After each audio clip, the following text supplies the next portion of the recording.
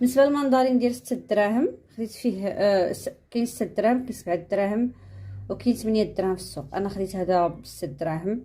هنا عندي في الطوطال 10 دراهم ديال المندرين. خديت كيلو ديال الكاكي ب 14 درهم، كيدير 14 درهم للكيلو. خديت كيلونس ديال البنان كيلو ب 10 دراهم. تفاح 10 دراهم حتى هو، ها هو راه نقي وزوين ب 10 دراهم. و ما خديتش منه بزاف، خديت غير هاد الكونتيتي قليله كيف ما كتشوفي، حيت باقي عندي التفاح في الثلاجه وباقي عندي شويه ديال لافوكا.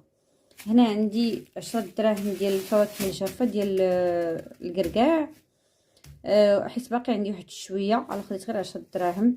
هذا مهم كما كتعرفي كنستعملوه في الكيكات كنعطيوه للوليدات كيديوه للمدرسه. هادشي اللي كاين في التقليد ديال الفواكه ديال هذا الاسبوع. كنتمنى ربي يطرح فيها البركه.